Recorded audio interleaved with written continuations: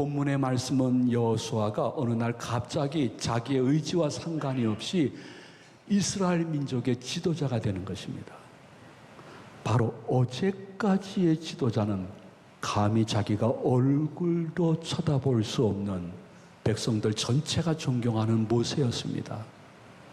그 모세에게 자기는 그림자도 되지 못할 존재인데, 이스라엘 백성들의 출애굽한 후에 민족적 소망은 적과 꿀이 흐르는 가나안 땅에 들어가야 되는데, 그 땅 근처에 와서 가나안 백성들과 큰 전쟁을 치러야 되는 그 순간 지도자 모세가 죽어 세상을 떠난 것입니다. 그리고 자신이 갑자기 지도자가 된 것입니다. 자신이 보기에도, 백성들이 보기에도 지도자 훈련이 안 된 여호수아가 지도자가 됐을 때 얼마나 마음이 무거웠겠습니까? 버거웠겠습니까? 두렵고 떨렸겠습니까? 도망치고 싶었을 것입니다. 저라면. 저도 어떤 때는 주일날 오는 것이 두렵고 떨리고 싫습니다. 진짜입니다.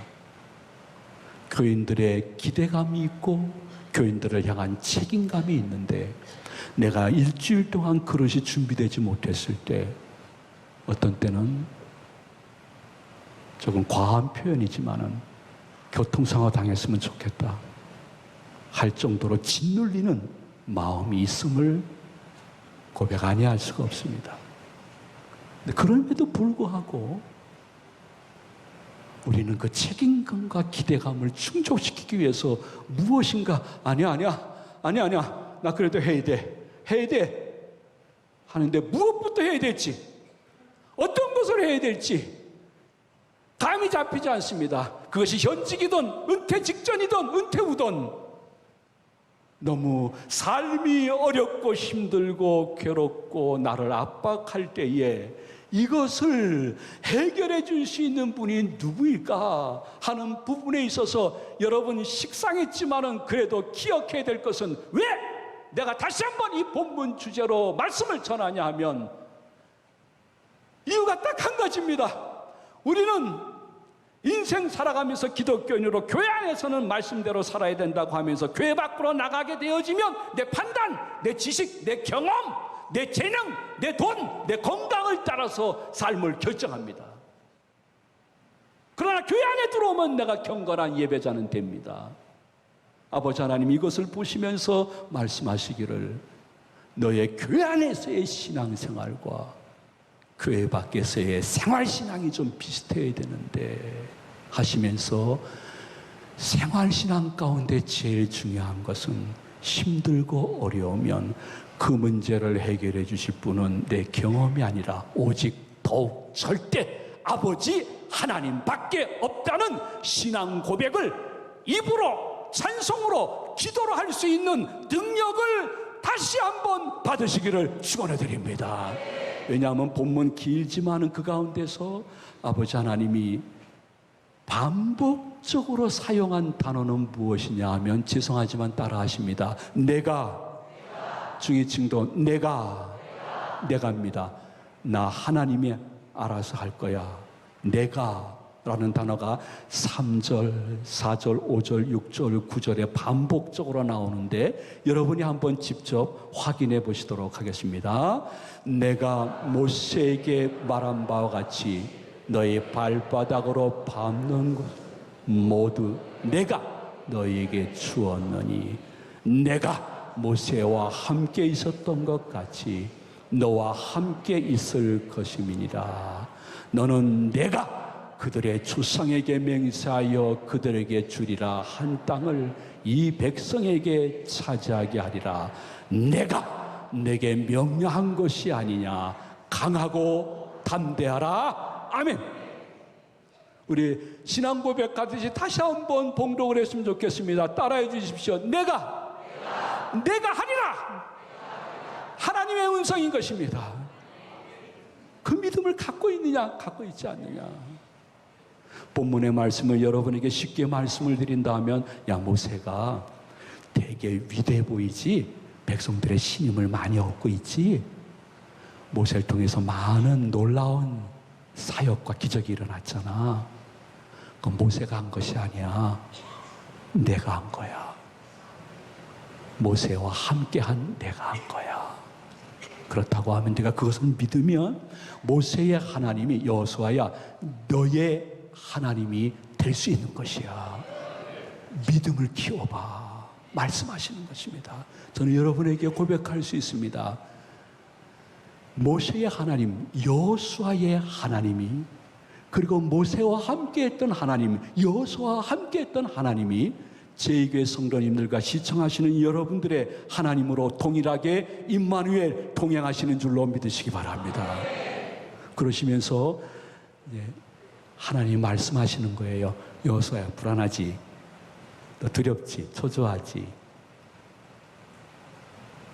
알아, 내가 네가 앞으로 지도자로서 무슨 일을 하든 어떠한 결과가 나오든 역시 그건 네가 한 거 아니야. 내가 한 거야. 그리고 내가 동행하고 도와준 거야. 네가 앞으로 이제 가나안 족속들하고 전쟁을 치르잖아. 근데 그 전쟁은 나한테 속한 거야. 네가 하는 게 아니야. 전쟁의 성공 실패는 내가 알아서 결정하는 것이야. 그것이 서로 마주보면서 죽이는 전쟁이든 지금 우리가 지금 경험하고 있는 인생살이의 전쟁이든 전쟁은 다 여호와 하나님께 속했고 여호와 하나님이 역사하시면 불가능이 가능케 되어지고 패배가 승리케 되어진다는 사실을 주님이 말씀하고 있는데 이 하나님을 너희들이 관념적으로 추상적으로 믿느냐 아니면 생활 속에 적용하면서 그 하나님을 생활 속에서 만나느냐 그것이 영성의 차이요 그것이 능력의 차이인 것을 말씀해주고 있는 것입니다. 동시에 네가 앞으로 가나안 족속들하고 싸울 때에 혹 승리를 얻게 된다 할지라도 그건 네가 수고했지만 네가 한 거 아니야. 내가 앞서가는 하나님이 된 거야. 내가 너희들을 위해서 대신 싸워주신 하나님이 된 결과인 것뿐이야.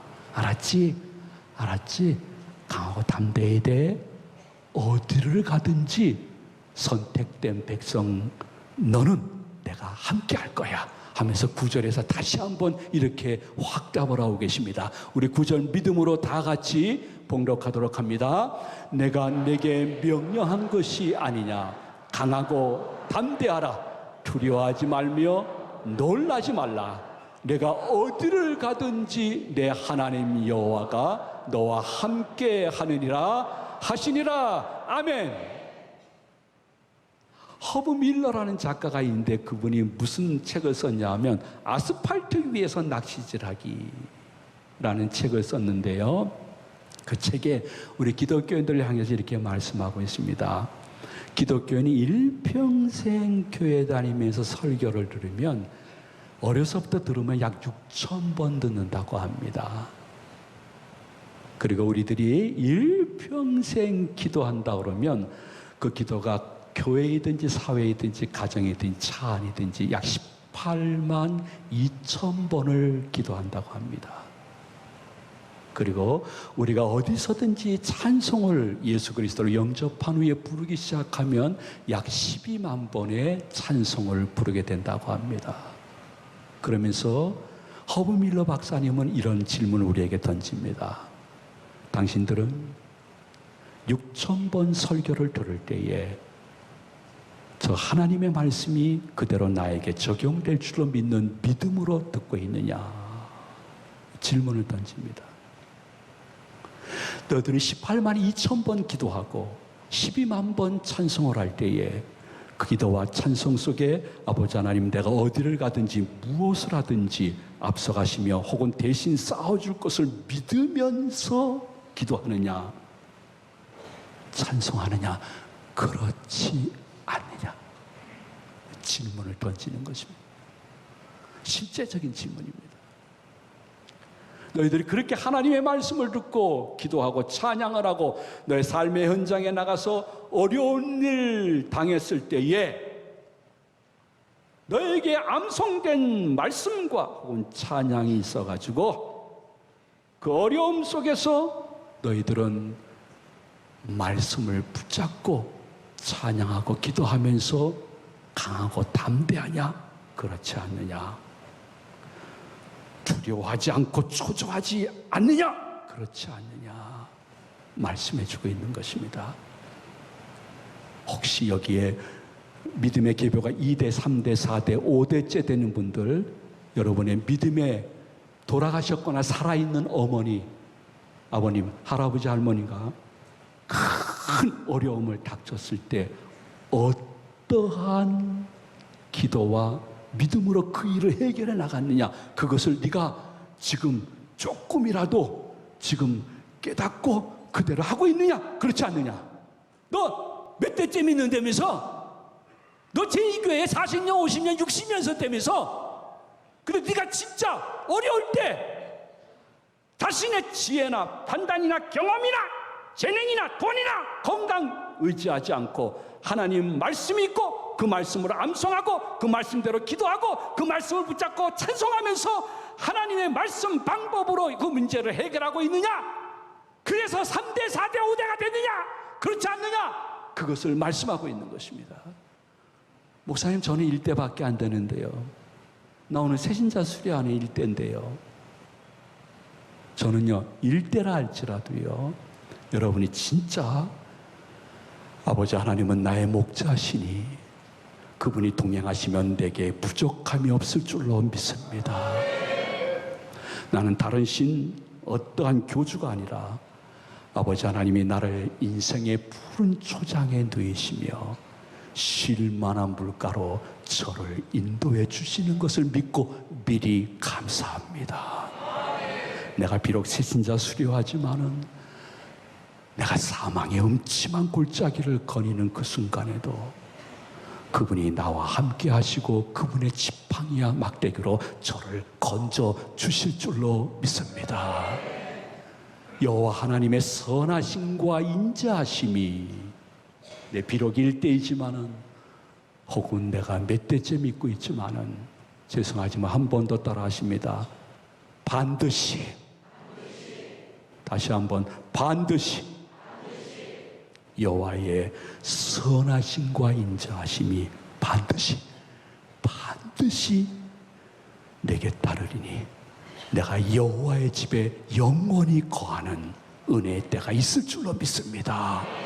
고백하는 성도에게는 아버지 하나님이 그 순간 강하고 담대한 믿음과 삶을 주시고 두려워하지 않고 초조하지 않고 하나님이 하시는 일인 것인데, 내가 하시겠다고 말씀하신 하나님이 이 일을 처리하실 것인데 미리 감사 헌금 드리고 미리 감사 찬양 드리고 미리 감사 기도 드리면서 생기는 강함과 담대함과 초자함 없음과 두려움 없음이 여러분들의 선물이 되어지기를 진심으로 축원을 드립니다. 말씀을 마칩니다.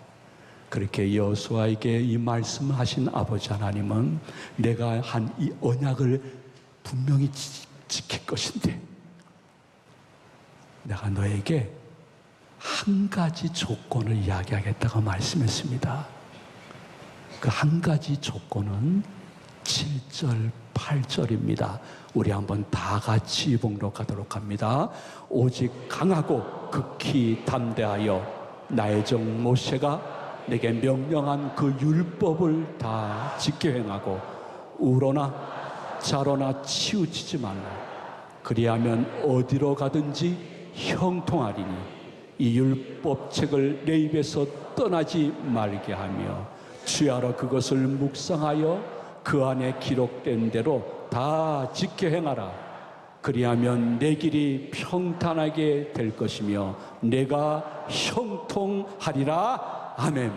하나님이 함께 하시고 담대함을 주시고 강하게 하시고 승리케 하시고 평탄케 하시고 형통케 하시는데 이유는 딱 한 가지 조건을 붙였습니다. 그것은 네가 네 자신을 더 이상 의지하지 말고 좌로나 우로나 치우치지 말고 하나님의 말씀이 네 입에 있게 하고 그 암송된 말씀을 묵상하면, 그리고 그 말씀대로 행하면 너는 하나님의 자녀이기 때문에 내가 결국 형통하고 평탄케 될 것이라고 말씀해 준 것입니다. 여러분, 솔직히 제가 말씀드릴게요. 지금 신임 지도자 여호수아가 가나안 족속들하고 전쟁을 치러야 되는데, 전쟁 준비하지 말고 말씀대로 행하면 내가 대신 싸워주겠다는 말이 얼마나 황당하겠습니까? 우리가 듣기에는 좀 낭만적으로 들리고 멋지게 들리지만은, 솔직히 하나님의 말씀대로 행하는 것보다는 전쟁 준비를 해야 되는 것입니다. 정예 부대를 선정하고 작전을 짜야 되고 최신 무기를 어디다가 배치해야 될지를 깊게 숙고해야 되는 것은 당연한 일인 것입니다. 하나님이 얼마나 멋진 전략과 그리고 말씀과 함께하겠다는 기가 막힌 말씀을 주었지만은, 우리가 준비해야 될 것은 준비해야 된다고, 이거 이상하다고, 현실적이 아니라고, 낭만적인 얘기라고 말할 수 있는 건 당연한 것입니다. 근데 전쟁 준비하라 하지 말고 좌우로 치우치지 말고 내 말씀을 지키고 내 말씀대로만 행하고 내 말씀대로 경건 한번 보여봐라 하고 말씀하신 이유는 딱 한 가지입니다. 이 전쟁은 혈과 육의 전쟁이 아닙니다. 무기의 싸움이 아닙니다. 사람들과의 싸움이 아닙니다. 이 전쟁은 나 하나님이 앞서가시며 싸울 전쟁이기 때문에 솔직히 이미 승리한 전쟁이라고 선포하시는 것입니다. 여러분, 기독교인들이 가져야 될, 의심 없이 받아야 될 말씀은 무엇이냐면, 여러분이 어떠한 인생 전쟁을 치르든지 간에 마음속에 간직해야 될 것은, 나는 그 누구와 영적으로, 신앙적으로, 혹은 세상적으로, 물질적으로, 사업적으로, 혹은 인간 경쟁에서 싸울 때 마음속에 간직해야 될 것은, 주여, 나는 하나님의 자녀이오니 이 싸움에서 이미 승리한 사람인 줄로 믿습니다. 다만 그분의 말씀대로만 살겠습니다. 이것만 간직하면 내가 누구인지를 너희들에게 보여주겠다는 것이 하나님의 언약인 것입니다. 그러므로 구원은 우리의 인간의 노력과 고행과 선행이 1%도 포함되지는 않지만은, 구원받은 이후의 인생 살아갈 때에 그분의 은혜와 평강과 형통을 얻는 것은 주권은 하나님이지만은, 우리들이 얼마나 하나님 마음에 합한 신앙을 보이느냐가 굉장히 중요한 것을 말씀해 주고 있습니다. 그래서 위대한 현대 선교의 아버지라고 하는 윌리엄 캐리라는 분이 계십니다. 웬만한 신학생은 다 아시는 분이신데, 이 윌리엄 캐리가 위대한 말을 했습니다. 그 말이 무엇이냐면, 여호와 하나님께서 너에게 위대한 일을 행할 것을 기대하라 말씀하시면서, 동시에 네가 아버지 하나님께 위대한 일을 보여라 하고 말씀했습니다. 아버지 하나님께 바칠 위대한 일, 큰 일, 그것은 딱 한 가지입니다. 의심 없이 하나님을 하나님답게 믿고 말씀대로 행하는 것입니다. 그리하면 하나님이 여러분 한 사람 한 사람에게 이번 주라도 하나님이 나와 동행하시는 것, 그분이 어떨 때 나보다 앞서가시는 것, 내 대신 친히 싸우는 것을 일상 속에 보는 체험이 있을 줄로 믿으시기 바랍니다. 어떤 때 아버지 하나님께서 나를 안아주시기도 하고 그분이 날 품어주시고, 어떤 땐 힘들지? 이리 와, 내가 업어줄게. 업혀주시는 은혜, 실제로 내가 업힌 것은 아니나 느낌, 그때에 주님은 저의 어느 기간을 업어주셨습니다. 너 너무 힘들지? 안 되지? 기운 없지? 이리 와, 내가 업어줄게.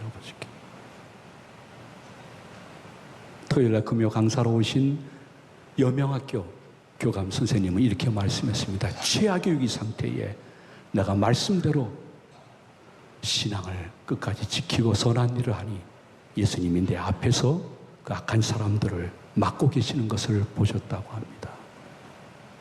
만일 하나님을 하나님답게 믿고 그의 말씀대로 행하는 것을 끝까지 포기하지 않으면 그분이 그렇게 역사하시는 것입니다. 어떤 때는 하나님이 그러십니다. 하지 마라. 그만해. 돌이켜. 더 큰 화 당하기 전에. 그래서 느끼게 하셔서 다시 돌이키게 하시는 하나님. 난 그것도 형통이고 축복이라고 생각합니다. 하나님의 말씀을 마칩니다. 한 가지만 기억해 주십시오. 아버지 하나님을 향하여 위대한 일을 우리가 한다고 하면 그분을 향한 의심 없는 믿음을 보이시고 세상 기류가 아니라 하나님 말씀대로 살고 그분의 경건에서 떠나지 아니하면 생각보다 하나님이 멀리 계시지 않고 나와 일상성에 동행하면서 몇 년, 몇십 년 만에 그분의 동행을 식구들에게 간증할 수 있는 때가 분명히 있음을 기억하면서 이 말씀이 여러분의 삶에 아름다운 열매가 계시기를 말씀을 준비해 주신 예수님의 이름으로 축원을 드립니다. 축복합니다.